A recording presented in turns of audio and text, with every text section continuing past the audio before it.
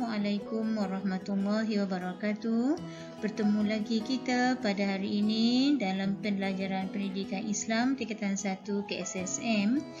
Pada hari ini Ustazah akan menyentuh pelajaran yang ke-26 yang bertajuk Keunggulan Perjuangan Khulafa Ar-Rasyidin yang dalam bidang sirah dan tamadun Islam. Semoga anak murid pada hari ini dapat mengikuti PDPR dengan baik serta berada dalam keadaan yang sihat walafiat.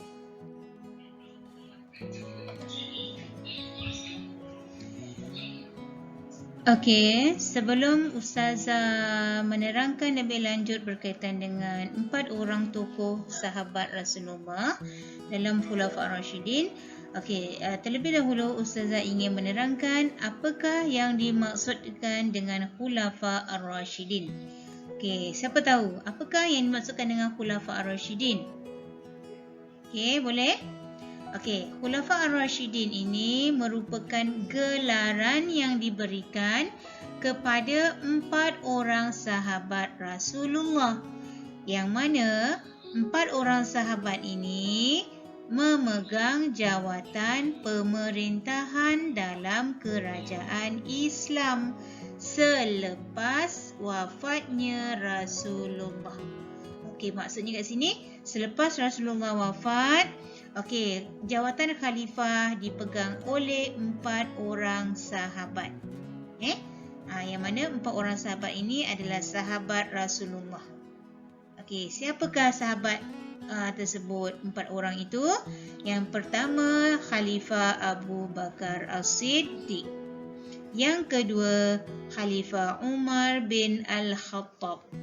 Yang ketiga, Khalifah Uthman bin Affan.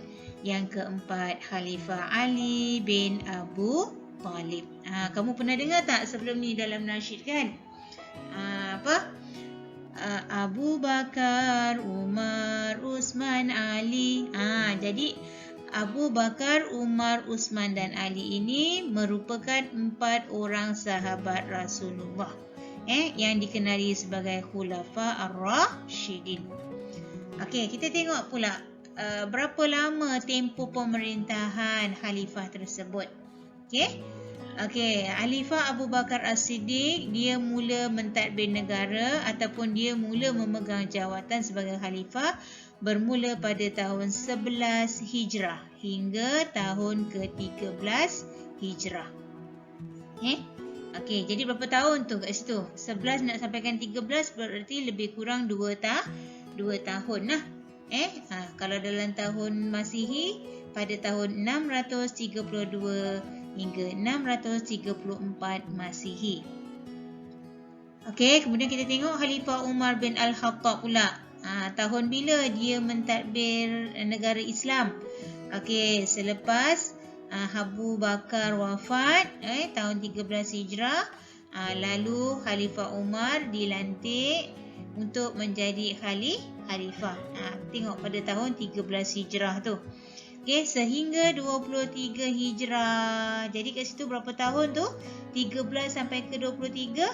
Jadi lebih kurang 10 tahun lah Khalifah Umar pegang jawatan khalifah dalam negara Islam. Yang mana pada tahun itu bersamaan dengan 634 hingga 644 Masihi. Kemudian khalifah yang ketiga iaitu Khalifah Uthman bin Affan. Khalifah Uthman bin Affan mula mentadbir negara pada tahun 23 Hijrah sehingga 35 Hijrah ataupun bersamaan dengan 644 Masihi sehingga 656 Masihi. Jadi tempoh pemerintahan Khalifah Uthman dia memegang jawatan khalifah selama lebih kurang 12 tahun. Manakala Saidina Ali bin Abu Talib khalifah yang keempat. Khalifah yang keempat. Sayyidina Ali menjadi khalifah pada tahun 35 Hijrah selepas Khalifah Uthman mati dibunuh. Jadi pada tahun 35 Hijrah para sahabat telah melantik Khalifah Ali untuk mentadbir negara Islam. Tahun 35 Hijrah sehinggalah tahun 40 Hijrah. Jadi lebih kurang 5 tahun lah Khalifah Ali bin Abu Talib mentadbir negara Islam. Ataupun bersamaan dengan 656 hingga 661 Masihi. Jadi kat sini khalifah yang paling lama mentadbir negara siapa tu? Khalifah Uthman, betul? Khalifah Uthman kan? 12 tahun. Yang kedua Khalifah Umar 10 tahun. Kemudian Khalifah Ali 5 tahun. Khalifah Abu Bakar 2 tahun. Gitu. Jadi tempoh keseluruhan 44 orang khalifah ini dalam mentadbir negara Islam memakan masa selama 29 tahun. Lebih kurang 29 tahun. Okey, kita tengok pula apakah keistimewaan Khulafa Ar-Rashidin. Apa keistimewaan 44 orang sahabat Nabi ni? Okey, keistimewaan yang pertama, mereka ini 44 orang sahabat ini sentiasa berdampingan dengan Rasulullah semasa hayat Rasulullah, ataupun mereka hidup semasa zaman Nabi. Dalam arti kata paling mudah lah, mereka hidup sezaman dengan Rasulullah. Mereka sentiasa ada bersama-sama dengan Rasulullah dalam menyampaikan dakwah, dalam mengharungi pelbagai dugaan daripada orang-orang Quraisy. Okey. Yang kedua, keistimewaan yang kedua, yang mana para sahabat ini mempunyai hubungan kerabat dengan Rasulullah. Mereka ada pertalian darah, disebabkan keturunan ataupun disebabkan dengan pertalian disebabkan perkahwinan. Kemudian keistimewaan yang ketiga, di mana corak pemerintahan keempat-empat sahabat ini, mereka memerintah berlandaskan kepada Al-Quran dan As-Sunnah. Yang mana sekiranya timbul permasalahan dalam mentadbir negara Islam, para sahabat ini akan merujuk kepada Al-Quran ataupun As-Sunnah dalam membuat sesuatu keputusan. Dan mereka ini juga sangat menitik beratkan konsep syura. Konsep syura iaitu mesyuarat. Maksudnya apa-apa yang mereka nak putuskan, mereka bincang terlebih dahulu, minta pendapat, persetujuan daripada para sahabat yang lain. Itu maksudnya konsep syura, mesyuarat, kesepakatan. Kesepakatan ataupun syura, dia buat mesyuarat sebelum memutuskan sesuatu keputusan. Yang keempat, keistimewaan Khulafa Ar-Rashidin, yang mana pusat pemerintahan mereka adalah di Madinah dan tempoh pemerintahan lebih kurang 29 tahun.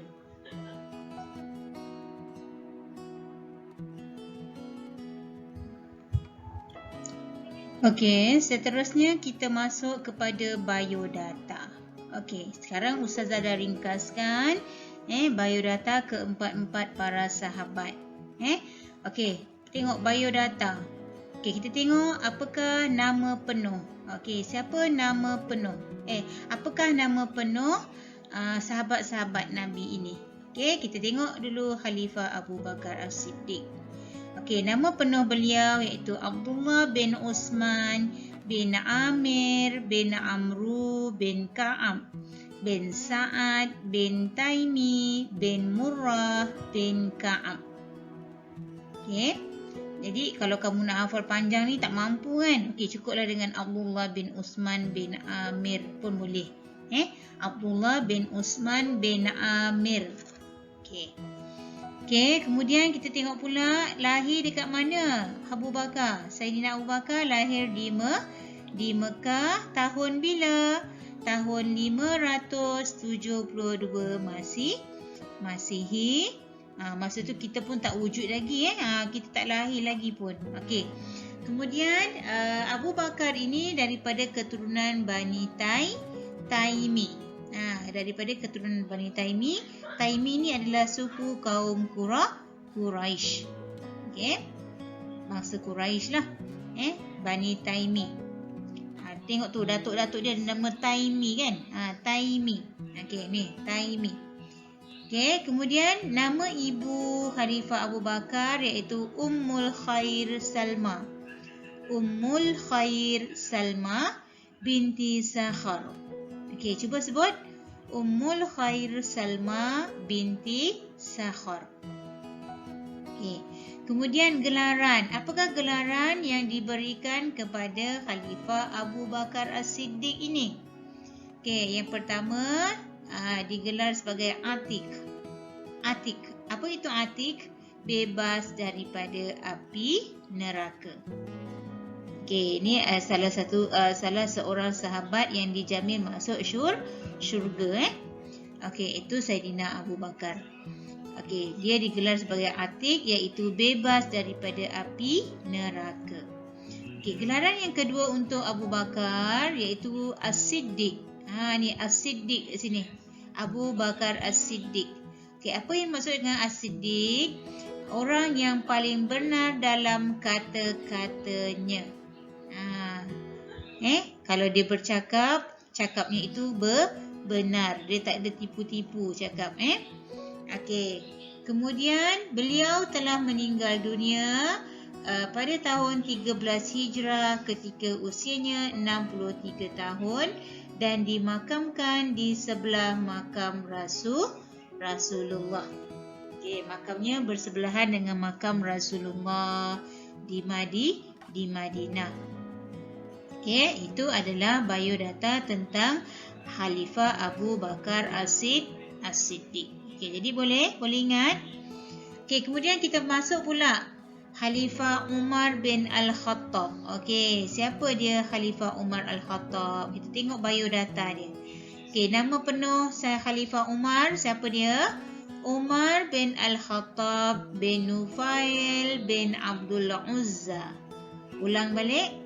Umar bin Al-Khattab bin Nufail bin Abdul Uzza. Okey. Saidina Umar dilahirkan di Mekah pada tahun 584 Masihi. Dan beliau ini merupakan keturunan Bani Adi. Keturunan Bani Adi iaitu daripada suku Quraisy juga. Okey, kemudian nama ibu kepada Khalifah Umar iaitu Hantamah binti Hashim. Hantamah binti Hashim. Okey, apakah gelaran yang diberikan kepada Khalifah Umar? Iaitu Al-Faruq. Al-Faruq. Okey, apa maksud Al-Faruq? Iaitu pemisah antara hak dengan batil. Pemisah antara kebenaran dengan kebatilan. Pemisah antara kebenaran dan kebatilan ataupun pemisah antara hak dengan batil. Mana yang betul, mana yang salah. Jadi dia pemisah antara. Okey, kemudian Khalifah Umar meninggal dunia pada tahun 232 Hijrah ketika berusia 63 tahun, di mana beliau telah ditikam oleh Abu Lu'lu'ah. Beliau telah ditikam oleh Abu Lu'lu'ah Fairuz Al-Farisi. Okey.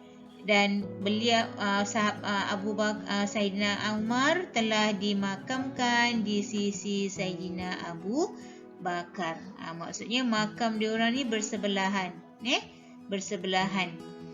bersebelahan dan berdekatan dengan makam Rasulullah di Madinah. Okey, seterusnya kita pergi khalifah yang ketiga. Okey, nama penuh Khalifah Uthman. Okey, siapa dia? Uthman bin Affan bin Abu Al-As bin Umayyah bin Abdul Syamsi bin Abdul Manaf bin Qusay bin Kilab bin Murrah bin Ka'ab. Tengok, ada kan pertalian darah tu, nenek moyang mereka tu sama dengan Abu Bakar tadi kan, bin Murrah bin Ka'ab. Jadi mereka ini adalah kaum kerabat, ada pertalian darah. Okey, kemudian Khalifah Uthman ini pun dilahirkan di Mekah, iaitu pada tahun 576 Masihi. Khalifah Uthman, beliau merupakan keturunan Bani Umayyah. Keturunan Bani Umayyah daripada suku Quraisy juga. Okey, nama ibunya Arwa binti Quraisy. Arwa binti Quraisy.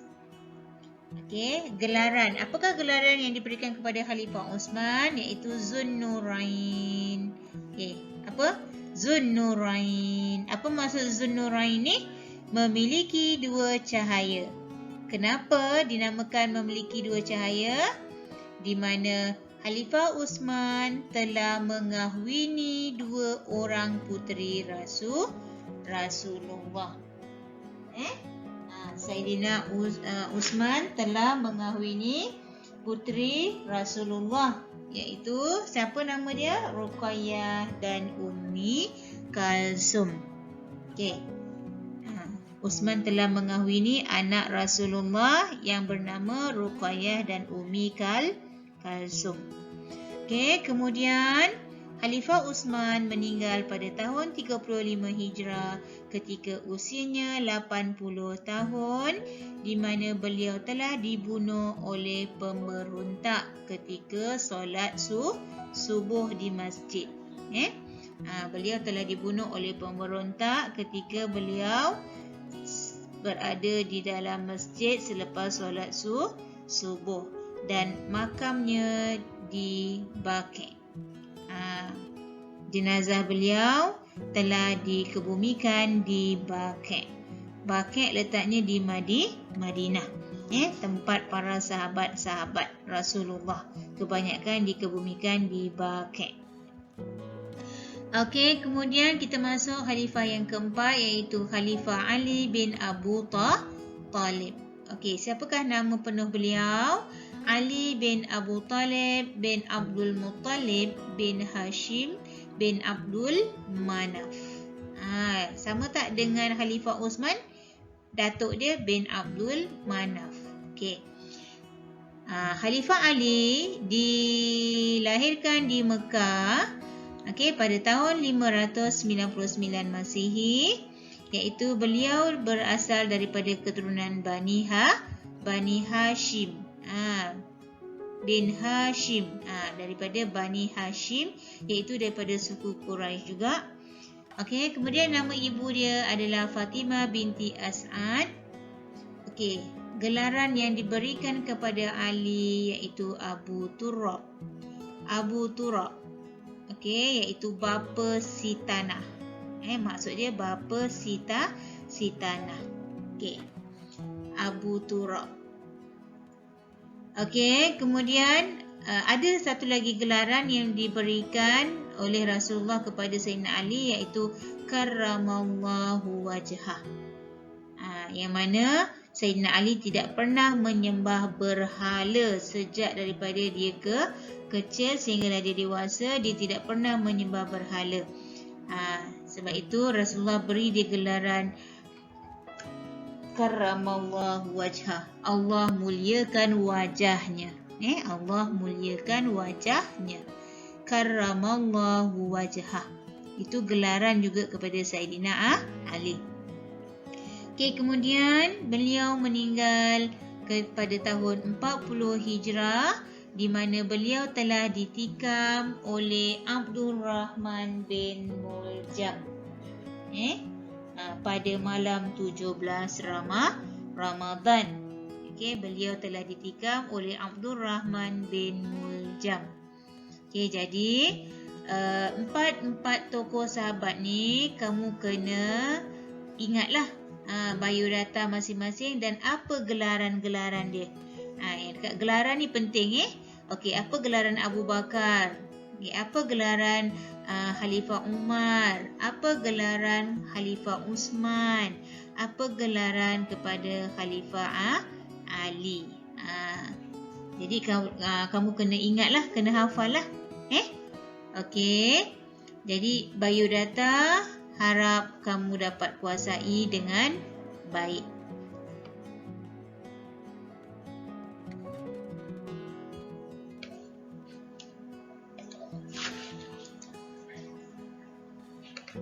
Okey, seterusnya kita masuk pula kepada apakah sifat-sifat peribadi keempat-empat tokoh berkenaan. Okey, kita pergi dulu. Sifat peribadi Khalifah Abu Bakar As-Siddiq. Okey, kat sini kita tengok sifat peribadi Abu Bakar ada 1, 2, 3, 4, 5.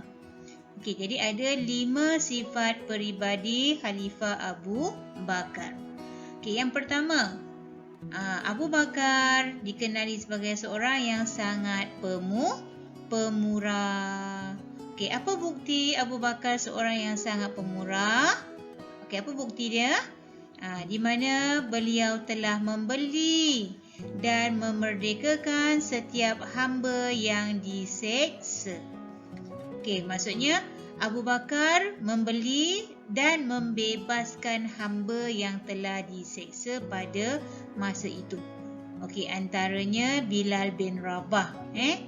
Abu Bakar telah membebaskan mereka daripada hamba. Okey, itu bukti Abu Bakar seorang yang pemurah. Ingat tu, yang pertama dia membeli dan memerdekakan setiap hamba yang diseksa. Okey, kemudian sifat peribadi yang kedua iaitu beliau seorang yang berani. Apa bukti Abu Bakar seorang yang berani? Abu Bakar selalu membela Rasulullah yang cuba dibunuh oleh kaum baginda sendiri. Jadi Abu Bakar selalu nak menyelamatkan Rasulullah kan? Dia membela Rasulullah daripada dibunuh oleh orang-orang Quraisy. Okey, yang ketiga, sifat peribadi Abu Bakar iaitu hartawan yang dermawan. Hartawan yang dermawan. Maksudnya Abu Bakar ni berharta. Lepas tu dia seorang yang suka menderma. Dia dermakan hartanya ke jalan Allah. Okey, yang keempat, sifat peribadi dia cintakan kebenaran dan semangat setia kawan yang sangat tinggi. Semangat setia kawan ni. Sanggup dia menggantikan tempat tidur Rasulullah kan? Kalau Rasulullah tengah berhijrah kan? Okey, nak elak daripada pihak musuh, lalu Rasulullah tidur di katil Rasulullah. Dia selubung. Akhirnya pihak Quraisy nak bunuh, rupanya bukan Rasulullah kan? Okey. Jadi semangat setia kawan tu tinggi.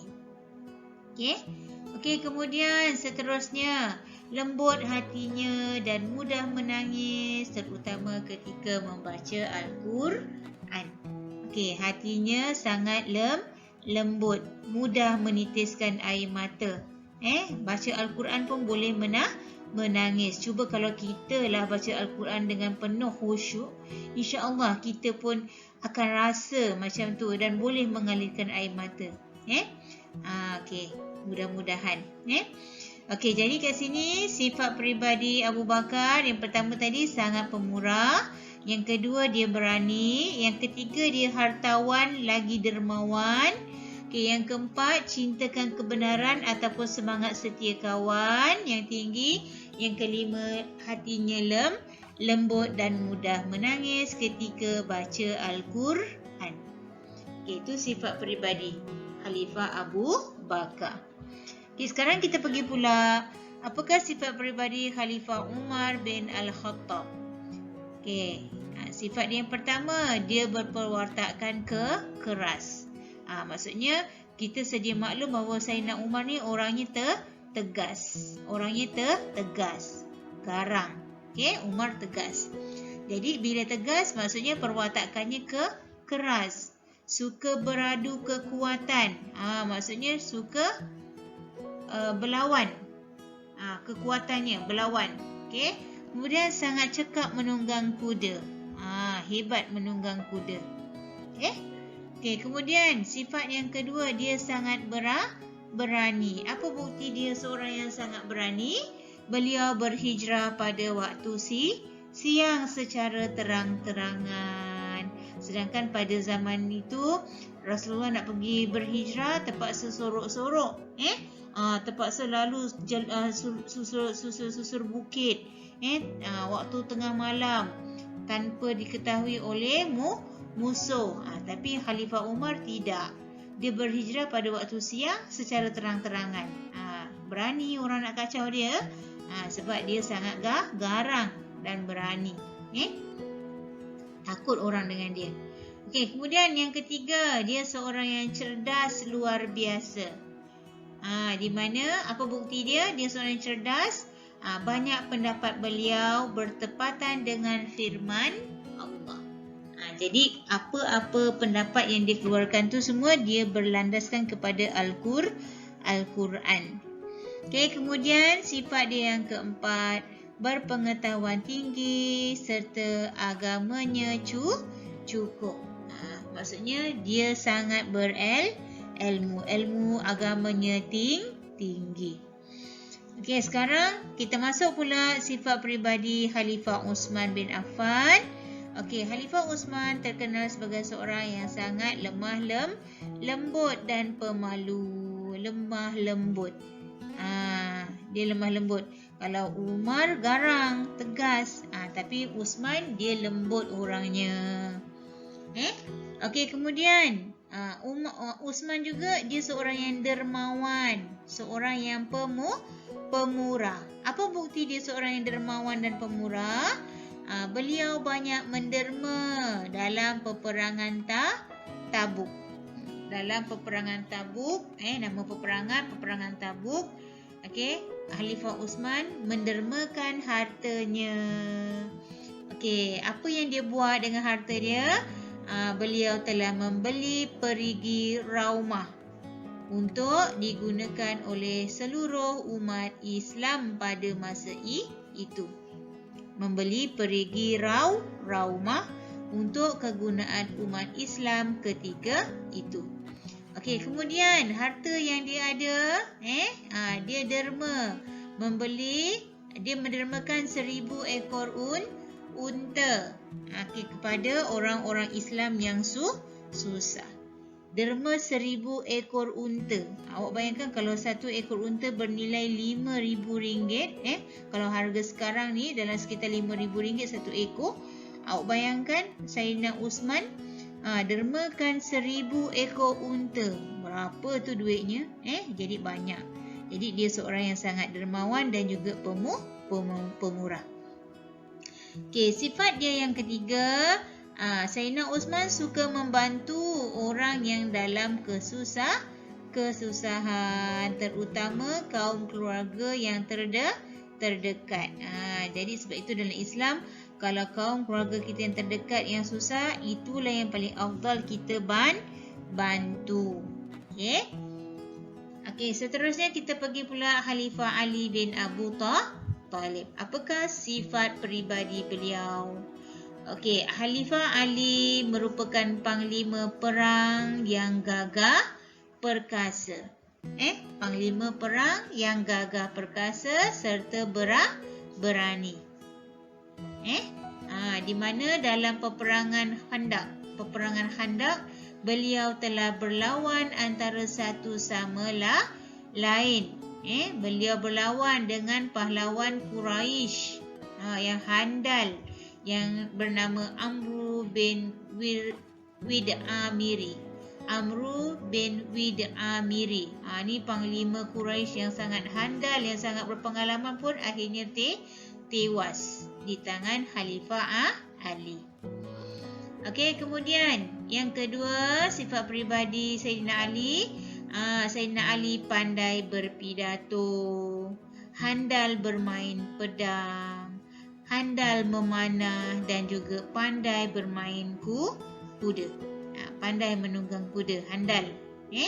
Menunggang kuda. Yalah, kuda pada zaman Rasulullah itu memang biasalah. Rasulullah pun membawa kuda, kan? Okey, kemudian sifat yang ketiga untuk Sayyidina Ali, beliau pandai menulis dan juga membaca. Akhirnya Rasulullah telah melantik beliau menjadi penulis wahyu. Disebabkan dia pandai menulis, akhirnya Rasulullah lantik dia menjadi penulis wahyu. Okey, kemudian Khalifah Ali juga sangat pintar, yang mana beliau mahir dalam bidang faraid, Al-Quran, hukum-hukum syarak, bahasa dan sastra. Sebab apa dia mahir dalam bidang-bidang agama hukum hakam ni? Sebab beliau membesar bersama dengan Rasulullah. Dia membesar dan dia mendapat didikan secara langsung daripada Rasulullah. Okey, yang kedua, beliau sangat kuat daya ingatan sehingga beliau mampu menghafaz seluruh Al-Quran. Di usia yang muda, beliau menghafaz seluruh Al-Quran. Dia sangat pintar. Jadi kat sini Sayyidina Ali mempunyai beberapa sifat peribadi. Yang pertama, dia merupakan panglima perang yang bergagah perkasa, berani. Yang kedua, dia seorang yang pandai berpidato, handal bermain pedang, pandai memanah, hebat menunggang kuda. Yang ketiga, beliau pandai menulis dan membaca. Yang keempat, beliau sangat pintar. Jadi ni antara sifat-sifat peribadi sahabat-sahabat Rasulullah.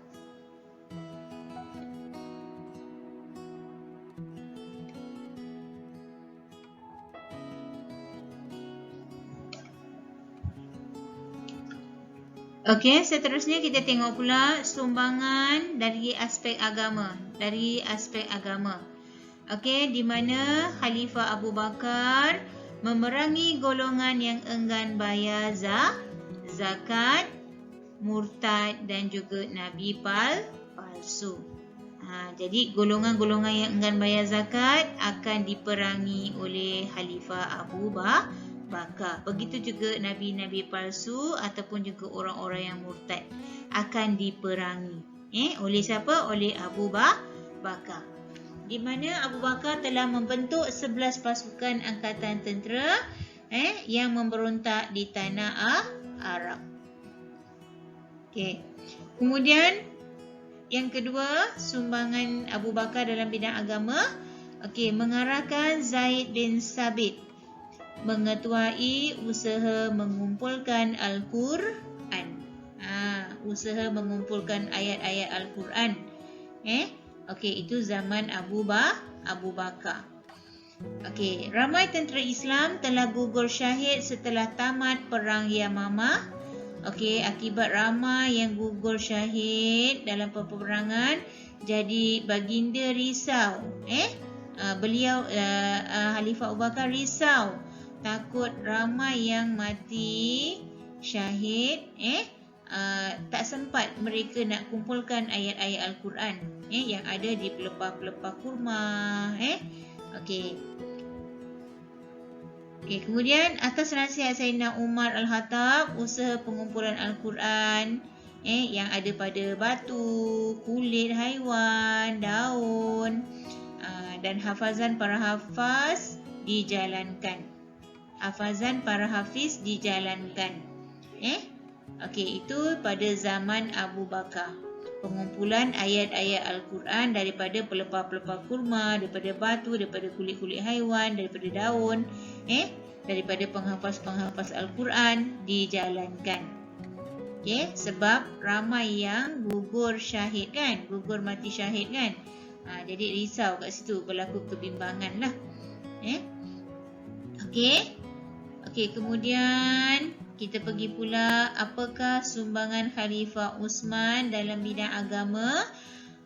Khalifah Uthman telah membentuk jawatan kuasa untuk menyalin semula ayat Al-Quran yang dikenali sebagai Mushaf Uthmani yang ada sehingga sekarang ni lah, iaitu Mushaf Uthmani. Okey, dan Al-Quran itu telah dibukukan menjadi sebuah Al-Quran.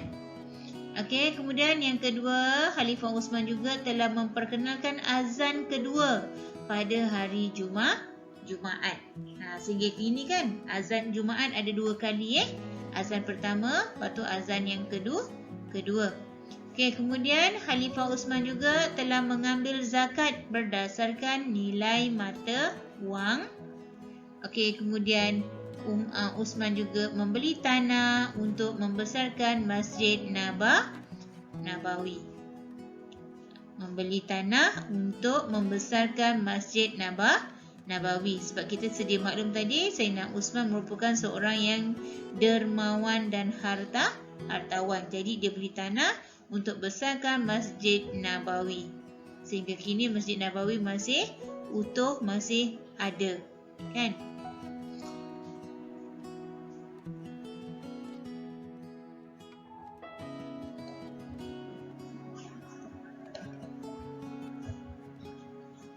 Okey. Ustazah rasa untuk topik ini itu sahaja. Jadi diharap kamu dapat ulang balik, tengok, dengar balik penerangan ustazah. Kamu boleh ingat fakta-fakta penting.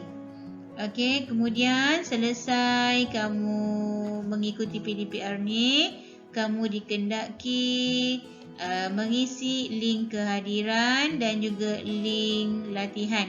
Jawab latihan dalam Google Form, tekan link di bawah. Okey, Ustazah akhiri kelas Ustazah pada hari ini dengan wabillahi taufiq wal hidayah. Wassalamualaikum warahmatullahi wabarakatuh.